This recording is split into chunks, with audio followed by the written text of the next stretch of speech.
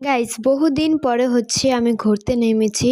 কারণ আমি ঘুরতে নেমেছি অনেক আগে, তারপর নামলাম এই যেহেতু জ্বরের পর জ্বর, একটা না একটা অসুস্থতা আছি, তাই বাইরেও নামতে পারিনি।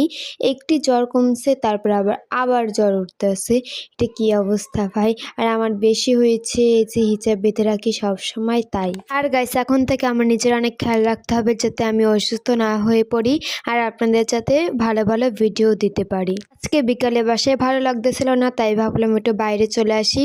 আর বাইরে কি আসবো, সব জায়গায় তো গাড়ি আর গাড়ি, কি করব। আর দেখেন বন্ধুরা, এখানে একটু বন জঙ্গল আছে, তাই চলে আসলাম এখানে। তারপরে বন্ধুরা এখানে এসেও রেহাই নেই, তার পিছনেই আছে আবার বিল্ডিং। আর যারা বন্ধুরা গ্রামে আছে তারা তো ভালোই আছে, তারা চারপাশ থেকে শুধু সবুজ আর সবুজ দেখতে পারবে। আর এই সবুজ প্রকৃতি আমার কাছে তো অনেক ভালো লাগে। আপনাদের কাছে কেমন লাগে অবশ্যই কিন্তু কমেন্টস করে জানাবেন। আর বন্ধুরা গ্রামও এখন না গ্রাম নেই, আগের মতো সেই গ্রাম আর নেই যে তাকালে সবুজ দেখতে পাবো। এখন গ্রামেও বিল্ডিং তৈরি হচ্ছে। আগে তো একটু ঘুরতে নামতাম, আর এখন তো ঘুরতে নামাও হয় না, যেহেতু বড় ক্লাসে উঠতেছি, পড়ালেখা, দেন গিয়ে আপনাদেরকে ভিডিও দেওয়া একটা টাপের বিষয়। তারপরে তো চালিয়ে যেতে হবে, আর তো থেমে থাকা যাবে না। থেমে থেকে কি বা হতে পেরেছে, তাই সামনে আগাতে হবে, ধৈর্য ধারণ করতে হবে, একদিন না একদিন সফল হব ইনশাল্লাহ। আর গাইস আপনাদের সাথে অনেক কথা বলা হয়ে গিয়েছে, আর সন্ধ্যা হয়ে গিয়েছে, আমি এসে পড়েছি বাসায়।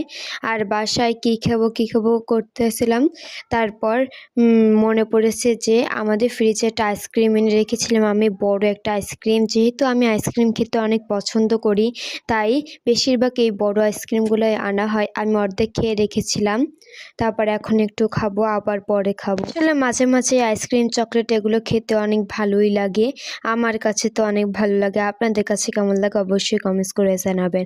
আর আইসক্রিম পছন্দ করে না এমন লোক খুব কমই দেখা যাবে। আর বন্ধুরা আমাকে যদি কেউ বলে যে সারাদিন তুমি আইসক্রিম খাও, তাহলে আমি আইসক্রিম খেতে পারবো, আমার এতটাই পছন্দ আইসক্রিম।